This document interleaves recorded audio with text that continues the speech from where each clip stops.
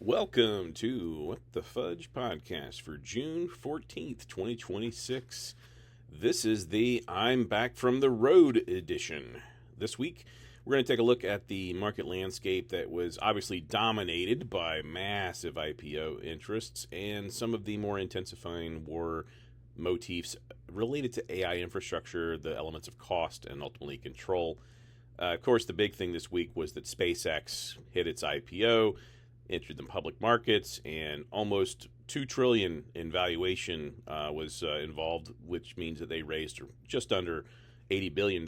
So if you look at that in terms of what this means, there's actually a lot more demand. So it was actually 4 times higher than I think most of the available shares that were available. So if you look at this in terms of where we see the story flowing after this, you have a person, Elon Musk, who is now effectively, on paper, the first person to be a trillionaire. Now, whether or not we should have trillionaires, there's always people asking the question, like, should we have billionaires? The question is, is it real? So I'm not here to discuss that because I'm going to stay under 5 minutes, but it is interesting to understand that there is going to be some controversy around that. So everything that you see from this point forward will be in the wake of, quote unquote, the world's first trillionaire.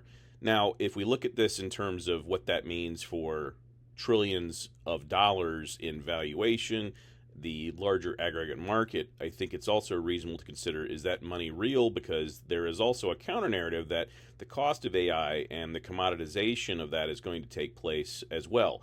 So, for example, as we build out additional infrastructure, there is a thought that while the high costs that we hear about now are capturing the news lines, what might be even more interesting over time is how cost might actually drop, and the cost to access things like AI infrastructure might also drop. So if you're familiar with any of the prior open source models, open weighted models, some of those coming from other countries like China, for example, you might see a situation where someone says, well, you might have someone that cares enough to get the latest and greatest frontier model, but there might be enough of the other AI models that were open source that are, quote unquote, good enough. And so it'll be interesting to see what happens as we go from the world of cutting edge frontier models to more of the mundane commoditized models. Of course, as that happens, there's interest in what happens as you move from going from the chat or bot interface, moving to more what is described as agentic, or you basically set parameters for outcomes and you have a system that actually takes massive amounts of personalized context or situational task-based context and then executes multiple steps across many different apps, including going out to third-party services. And so this ocean of what's happening in that space means that now Apple, as a company, can come in and with their launch of their AI definition, of course, is Apple Intelligence, which is a clever, backronym.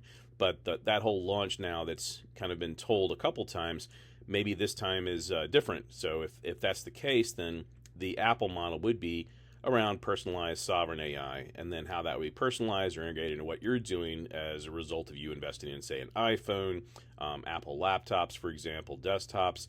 And so that gets us from the world of where originally you might have said to your Siri prompt something like ask OpenAI or ask ChatGPT this to get you a better answer.